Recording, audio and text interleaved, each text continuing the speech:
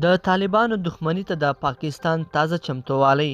پاکستان څنګه د پاڼ او پړانګ ترمنځ را ایسار شوی دی؟ پاکستان څه اقدام کوي؟ جزئیات ویډیو کې وګورئ او چینل سبسکرایب کړئ. السلام علیکم، ستړي مشئ. د افغانستان روان خراب وضعیت پر پاکستان خورا بد اغیزه کړې او دا هیواد د پاڼ او پړانګ ترمنځ راوستلی. افغانستان خو هسې هم غرق دی، اوس پاکستان غرق کیږي. روسي رسنیو راپورونه ورکړي چې د افغانستان د استخباراتو د مشر له خولې لیکلي دي چې پاکستان د افغانستان وضعیت ته خورا اندېښمن دی او هڅه کوي ترڅو د احتمالي ګواښونو او پیښو مخه ونیسي.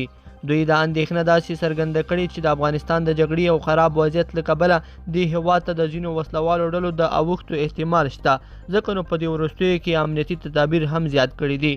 اوس خپله د پاکستان سیاسیونو منلي چې پاکستان به له خپلې لمنې وراخلي او داسې وخت به راځي چې په افغانستان کې د بل شوي اور ښکار به همدا پاکستان هم کیږي، خو دا هېواد لا هم په آرام خوب ویده دی.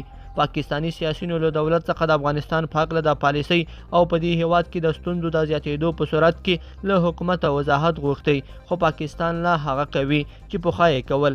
ولې اوس یې ځان ته فکر شوی او غواړي چې د قیوداتو په وضع کولو سره سیاسیونو ته خپل مسیر روښانه کړي او د نړیوال خولې له ځانه وکاږي. پاکستان ورخطا دی. پاکستان د تحریک طالبان او افغان طالبانو انډیوال او همدارنګه په دې منځ کې د لر او بر یو افغان دی نارې هم ورخطا کړی او دوی داسې انګیرلي چې د افغان طالبانو له ډلې سره دوی لږ هم اختلافات رامنځته شي نو تحریک طالبان پاکستان او افغان طالبان بلا سره یو او پاکستان به سخت وځپي. اوس لوبه تر یوې کچې د امریکا په لاس کې ده او د پاکستان حیات او ګټو دومره پروا نه کیږي. پاکستان غواړي په دې مهمه مقطع کې ځان رښتینی ولوبوي او تر یو وخته د نورو په خوښه کارونه ترسره کړي ترڅو دوی یو ځل بیا د خپلو موخو د ترلاسه کولو لپاره وخت پیدا او ځان ته اعتبار ورکړي. خو خبره هغه رنګه نه ده لکه دوی چې جوړه کړې وه.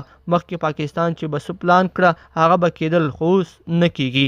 لیدونکو په دې هیله چې دا مطلب به مو تر پایه لیدلی وي. کومه دا ویډیو خوښه شوې ویډیو لایک کړئ او چینل سبسکرایب کړئ. تر بیا ښه وخت.